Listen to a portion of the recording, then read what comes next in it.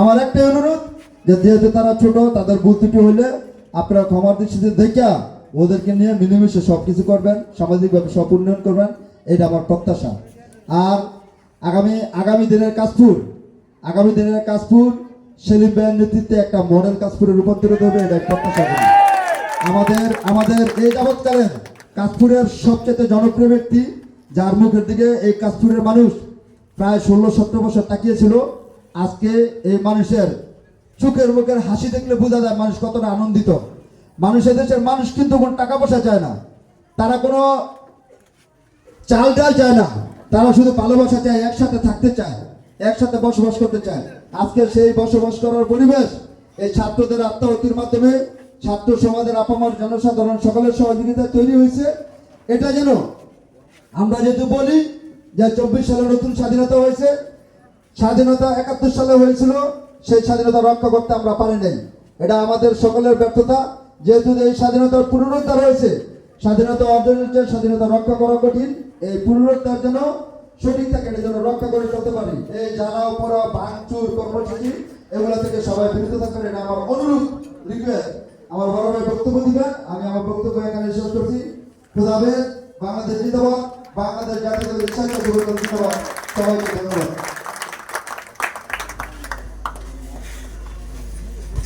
এখন আমাদের মাঝে বক্তব্য রাখবেন আমাদের প্রাণপ্রিয় বড় ভাই মোমেন ভাই, কাশপুর ইউনিয়নের কাশপুর ইউনিয়নের বিএনপির সাধারণ সম্পাদক। সরি ভাই,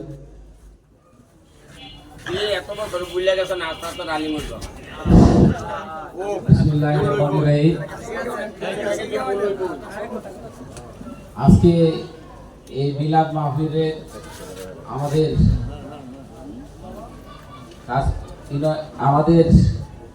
আজকে প্রধান অতিথি সেলিম হক, কাশপুর ইউনিয়ন বিএনপির সভাপতি, সোনারগাঁ থানা বিএনপির সিনিয়র যুগ্ম সাধারণ সম্পাদক এবং কাশপুর ইউনিয়নের এবং সোনারগাঁ থানার প্রাণপ্রিয় মানুষ,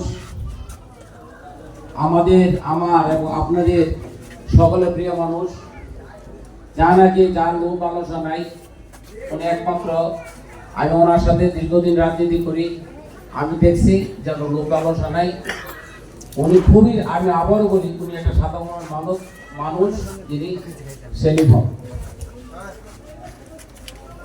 ভাইয়েরা, কাশপুর ইউনিয়নে এখন সোনারগাঁ থানার যখন শহীদ প্রেসিডেন্ট জিয়াউর রহমান বিএনপি প্রতিষ্ঠিত করেন বহুদলীয় গণতন্ত্রের প্রতীক, উনি যখন বিএনপির জন্য বিভিন্ন ভালো মানুষদের ডাকেন বিভিন্ন জায়গায় কে আছে, তখন এই কাশপুর ইউনিয়নের আমাদের সাবেক চেয়ারম্যান ফজলুল হক সাহেবকে কিন্তু জিয়াউর রহমান সাহেব ওনাকে পছন্দ করে ওনার সাথে কথা বলছেন, এবং ফজল চেয়ারম্যান সাহেব উনি কিন্তু এই কাশপুর ইউনিয়নে এবং সোনারগাঁ থানা বিভিন্ন জায়গায় কিন্তু উনি যখন বিএনপির হালচাল ছিল না তখন কিন্তু উনি হাল ধরছে এবং কাশপুর হাল ধরছে বিশেষ করে। তো আমরা ওনাকে সম্মানের সহিতই আমরা সবাই কথা বলি, আপনারা যারা আছেন তারাও সম্মানের সহিত কথা বলেন, আমরাও বলি, আমিও বলি। তো ভাইয়েরা আমার, এই 5ই অক্টোবর 5ই আগস্ট যে আমাদের স্বাধীনতা আসছে, এটা কিন্তু ভাই আপনারা যারা আমরা বসে আছি, আমরা কিন্তু পুলিশের ভয়ে, প্রশাসনের ভয়ে কিন্তু একটা মিটিং করতে পারি নাই। কারোর সাথে দুজন লোক কথা বললো, দুজন পিছে দাঁড়ায় ছিলাম যে দেখেন কোনো ডিবি বা পুলিশ আসে কিনা। আজকে আমরা যাদের জন্য এখানে বসে কথা বলতেছি তারা হইল এই দেশের 71-এ দেশ স্বাধীন হয়েছে, আর দ্বিতীয় স্বাধীন করছে এই দেশের ছাত্ররা স্বাধীন করছে, আমরা স্বাধীন করি নাই। তাদের রক্ত পাড়া দিয়ে তারা স্বাধীন করছে, তারা বুকে গুলি নিয়েছে, আমরা বুকে গুলি নেই নাই, আমরা কোন দল গুলি নেই নাই, আমাদের গুলি করছে, আমরা সব পাখির মতন পালাই গেছি। একটা কথা আছে না, 1000 কাউয়া একটা আরিঙ্গি, আমাকে একটা আরিঙ্গি দিছে, আমরা গেছি গা। ছাত্ররা কিন্তু বুক পাইতে নিছে। দেখেন রংপুর একটা ছেলে আমাকে গুলি করেন, ওনাকে প্রথম শহীদ করছে, গুলি করছে, উনি কিন্তু শহীদ হয়েছে, পিস পাও দেয় নাই। এই দেশের আমরা যা দেখেছি 350 শহীদ হয়েছে, কিন্তু এখনো দেখা যায় হাতির ঝিলে অনেক ছেলে মেয়ে লাশ বাঁচতেছে। তারা কি শহীদ হয়েছে না? তারও শহীদ হয়েছে, গণায় 350 আরো বেশি হয়েছে। তাদেরকে সম্মান রেখে, তাদের প্রতি শ্রদ্ধা রেখে আমরা আগাতে চাই। আরেকটা পরিশেষে কথা হলো, যেটা আমাদের নেতা তারেক জিয়া বলেছেন গতকাল, যে হিন্দু, বৌদ্ধ, খ্রিস্টান, মুসলমান সবাই আমরা যারা বাংলাদেশে বাস করি সবাই আমরা বাঙালি, বাংলাদেশি, যাতে করে কারো বাড়িতে আর একটা হামলা না হয়, কারো ফ্যাক্টরিতে কোনো হামলা না হয়, কারো কোনো প্রতিষ্ঠানে হামলা না হয়। তো এটা খেয়াল রাখবেন, কারো বাড়ি, কারো প্রতিষ্ঠানে কোথাও যেন হামলা না হয়। যদি হামলা হয় তাহলে আমরা লিস্ট করে, আমরা আপনার আমার ভাই, আমরা পারবো না, চোখে আপনার ভাই কিছু করতে, আমরা পুলিশে বলে দেবো, আমরা আর্মিদেরকে বলে দেবো, কেউ হামলা টামলা করবেন না, সতর্ক হয়ে যান।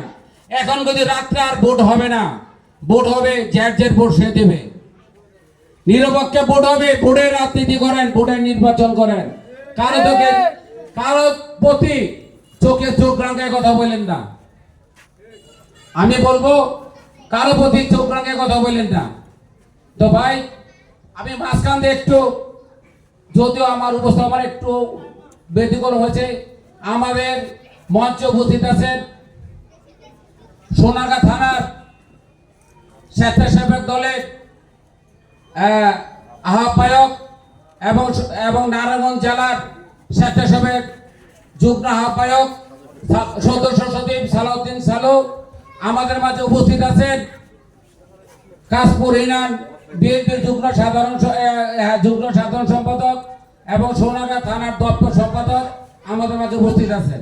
আমাদের মাঝে উপস্থিত আছেন আপনাদের 2 নম্বর ওয়ার্ডের কৃতি সন্তান সভাপতি নুরুল হক, এবং আমার মাঝে উপস্থিত আছেন আমাদের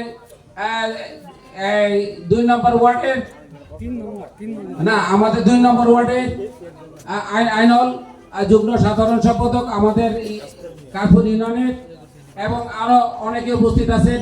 আমি নাম বলতে গেলে যিনি আমাদের প্রধান অতিথি, উনি আসলে বক্তব্য দিবেন, সবাই কম মাইকে বাজান দিবে, উনি মূল্যবান কথা বলতে পারবে না।